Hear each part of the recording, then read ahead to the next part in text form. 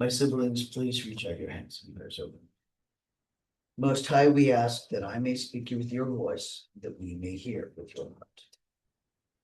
Hallelujah, hallelujah, hallelujah, hallelujah, hallelujah, hallelujah. The young woman shall conceive and bear a son, and they shall name him Emmanuel, which means God is with us. Hallelujah, hallelujah, hallelujah. May Christ be with you. And also with you. A reading from the Good News according to the Book of Matthew. Glory to you, O Christ. Now the birth of Jesus the Messiah took place in this way. When his mother Mary had been engaged to Joseph, but before they lived together, she was found to be with child from the Holy Spirit. Her husband Joseph, being a righteous man and unwilling to expose her to public disgrace, planned to dismiss her quietly. But just when he had resolved this, an angel of God appeared to him in a dream and said, Joseph, son of David, do not be afraid to take Mary as your wife, for the child conceived in her is from the Holy Spirit. She will bear a son. You are to name him Jesus, for he will save his people from their sins. All this took place to fulfill what had been spoken by God through the prophet. Look, the young woman shall conceive and bear a son, and they shall name him Emmanuel, which means God with us. When Joseph awoke from sleep, he did just as the angel of God commanded him. He took her as his wife. This is the gospel of Christ. Praise to you, O Christ. Funnily enough, I'm feeling a need to change the homily off what I said this earlier this morning, my first mass. So today was the first day that I can celebrate with Wilberforce's transmission, and gave the homily there. And for this collection of trans women in this current time with all these things happening, they really needed to hear about the need of love.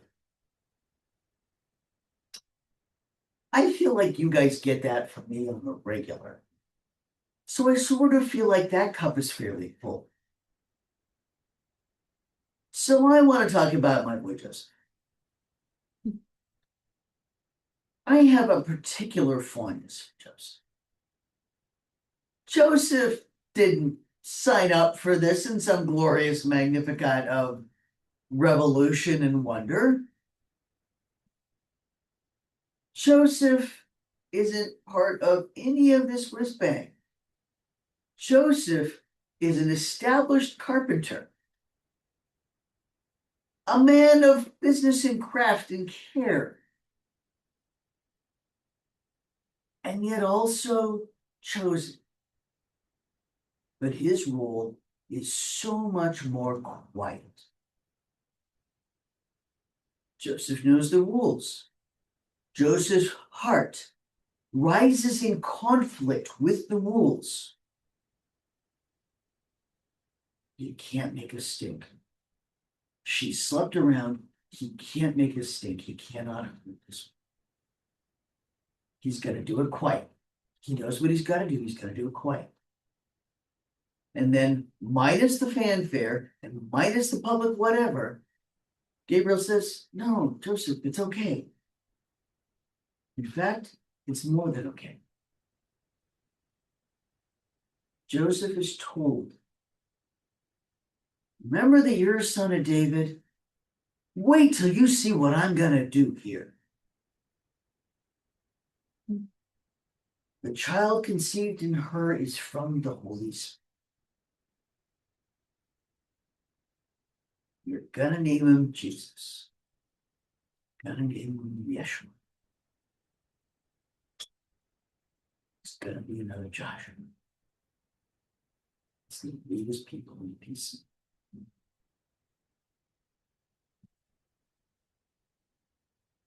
And Joseph, and he has a series of dreams, remember, because the whole refugee scenario was a dream. And Joseph doesn't even have the midday unusual dreams. Joseph has the middle of the night. Joseph, I got a thing for you to do. First, we're going to keep the woman that everyone's going to think you've either been hasty with or you've been cuckolded by. Then, you're going to wake your family up in the middle of the doggone night and run for Egypt. Then, in almost exactly the same wording, you're going to wake up your family in the middle of the night and make the run back home. Remember, he's a careful carpenter. And the Holy Spirit kicks him in the hindbrain and sends him running for things. And Joseph rolls with him. And again, Mary signs up for this revolutionary Magnificat mission, right? Joseph finds himself as the foster father of God incarnate. You know, that's got to mess with your head. Again, we've got the carpenter, the careful craftsman.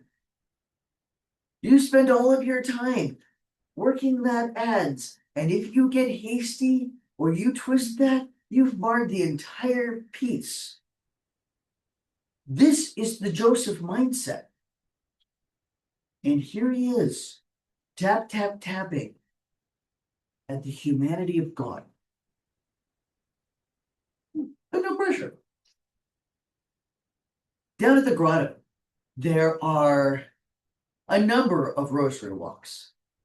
But for decades, the grotto is a pilgrimage site in Portland, Oregon. It is a lovely, lovely location that I'm very fond of. And up on top is much more extensive garden than what's down below. And there's a rosary walk for Joseph. And it's because of the grotto and me going as a teenager, I kid you not, that is why I really spent as much time thinking about Joseph's quiet competence, somehow allowing himself to quietly and competently run with shocks and overturnings and make it work. And considering that the only reason that I'm a father is that I've got trans kids, yeah, shocks and making it work, especially the day that Rowan brought home Pines. And I'm like, oh, you have a sibling. That means I have another kid, doesn't it? Yep, okay. All right. Rolling with it, you know? And yet, I think that's a really good metaphor for what we need to do. That there are so many people hurting. We got to figure out how to love on them. I'm trying to figure out how to love on my trans evacuee. And I'm also trying to think about how to be sensible with that. Because there's what we can do and what we can't do. And we have to try and balance that. We have to step forward in faith for what we're called to do, without mistaking us for the Messiah, right? But we can do a little. And we can be there a little. We can encourage a little. And I'm going to remind you of the written teaching that, yes, there's an enormity of things that need to be done in this world. But that doesn't excuse us from doing the piece we can do. And frankly, I want you to remember it's the piece you can do, not the piece you think you can do. There's a world of difference between the two. Step forward a bit. Work that growth edge. That edge of discomfort, that learning space, that growing space. Because there's a lot of hurt out there. We need not to hurt ourselves. And yet, we need to do what we can, wherever we can, in any ways we can. As much. Because this world needs a whole lot of love.